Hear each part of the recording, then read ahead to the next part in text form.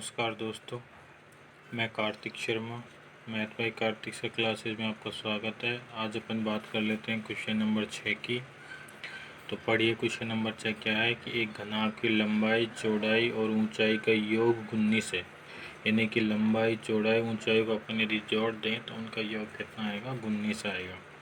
और क्या कहता है? विकर्ण की लंबाई। किसके विकर्ण की लंबाई? घनाभ के विकर्ण की लंबाई कितनी है? 11 सेमी है। तो क्या ज्ञात करना है? घनाभ का संपूर्ण पृष्ठीय क्षेत्रफल। तो करते हैं, देखिएगा कैसे। दे क्या रखा है अपन को ये दे रखा है कि घनाभ की लंबाई, चौड़ाई व ऊंचाई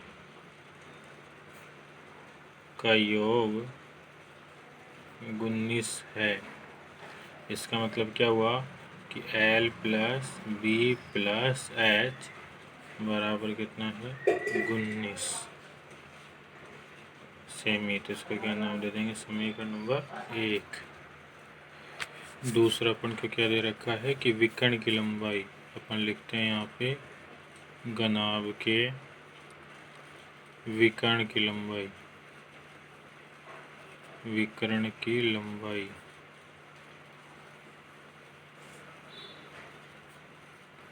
11 सेमी है। इसका मतलब क्या हुआ कि घनाभ के विकर्ण की लंबाई का सूत्र क्या होता है? √L square plus B square plus h square बराबर कितना है? 11। वर्ग करो इसका। वर्ग करने पर वर्ग करेंगे तो क्या आएगा? L square plus B square plus h square. इधर से रूट हट के इधर आएगा तो क्या आएगा? 11 का होल स्क्वायर। और क्या हुआ? L square plus B square plus h square बराबर कितना हो गया? 121। समीकरण नंबर 2। अब क्या करते हैं अपन इसके बाद? अब इसके बाद अपन करते हैं समीकरण 1 का वर्ग करने पर। समीकरण 1 का वर्ग करने पर वर्ग करेंगे तो आपके पास ये क्वेश्चन इस प्रकार से आएगा। L plus B plus h का होल स्क्वायर बराबर 19 का होल स्क्वायर। अब ये जो खुलेगा वो खुलेगा 9th क्लास में आपने एक सूत्र पढ़ा होगा, a plus B plus C का होल स्क्वायर। क्या होता है?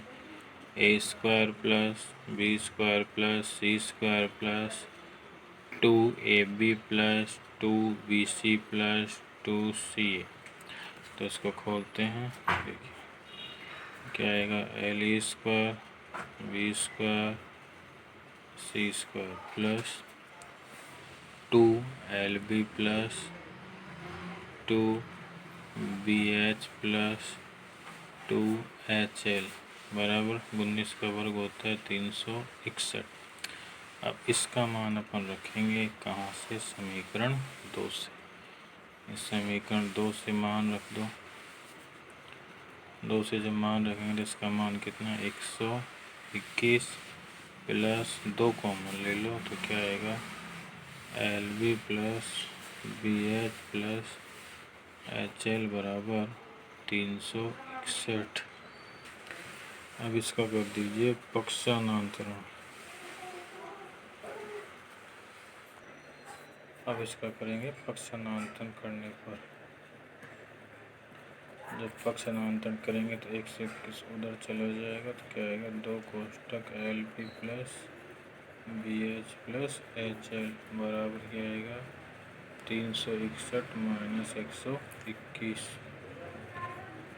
2 कोष्टक LP plus BH plus HL कितना आएगा? 240। अब ये किसका सूत्र होता है?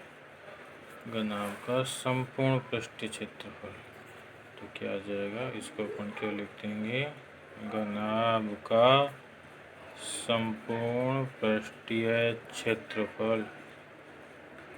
संपूर्ण पृष्ठीय क्षेत्रफल 240 वर्ग सेंटीमीटर। ये कौन सा क्वेश्चन था आपका? Question number 6। एक बार आप इसको पूरा देख लीजिए अच्छे से, ऐसे ऐसे करना।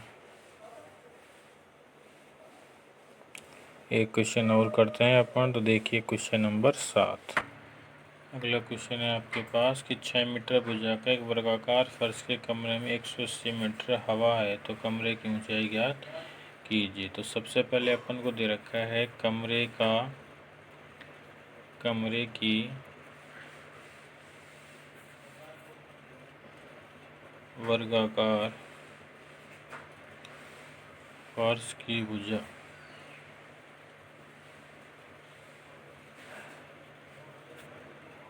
कितनी दे रखी है? 6 मीटर। तो अपन क्या निकालेंगे? कमरे की फर्श का क्षेत्रफल निकालेंगे। कमरे की फर्श का क्षेत्रफल क्या आएगा? वर्गाकार है तो सूत्र क्या होता है? भुजा गुणा भुजा। तो क्या आएगा? 6 गुणा 6 कितना आ जाएगा? 36 वर्ग मीटर। आज इसमें दे रखा है कि हवा का आयतन, तो इसका मतलब क्या हुआ कि कमरे का आयतन, इसका मतलब क्या हुआ कि कमरे का आयतन जो होगा वो किसके बराबर होगा? कमरे में उपस्थित हवा का आयतन। कमरे में उपस्थित हवा का आयतन। देखो, कमरे का आयतन का सूत्र अपन ये नहीं बता सकते कि कमरा जो वर्गाकार है घनाभाकार है, लेकिन अपन को ये पता है कि भाई फर्श वर्गाकार है, तो अगर ऊंचाई 6 आ गई तब तो ये बन जाएगा घनाकार। अपन इसको मान के चलते हैं घनाभाकार है, तो घनाभाकार है तो इसका सूत्र क्या होगा? कमरे का आयतन। अपन इसका सूत्र बना सकते हैं क्या कि फर्श का क्षेत्रफल गुणा ऊंचाई, क्योंकि जो क्षेत्रफल होगा यदि उसको ऊंचाई से गुणा कर दिया जाए तो वो क्या आ जाएगा? आयतन।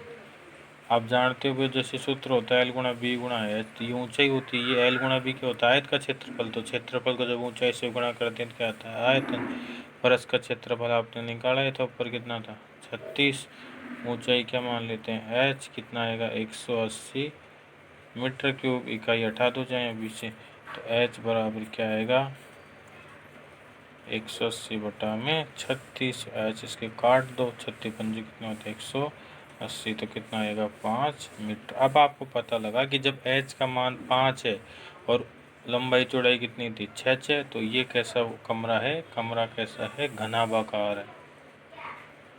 कैसा है? घनाभाकार है। और कमरे की ऊंचाई कितनी आ जाएगी? 5। ये थे 7वां क्वेश्चन, तो इसको भी आप अच्छे से देख लें। बाकी क्वेश्चन करेंगे कल। और आज के लिए इतना ही काफ़ी है। नमस्कार। आपका दिन शुभ हो। अपना ध्यान रखें, अपना परिवार वालों का ध्यान रखें। नमस्कार।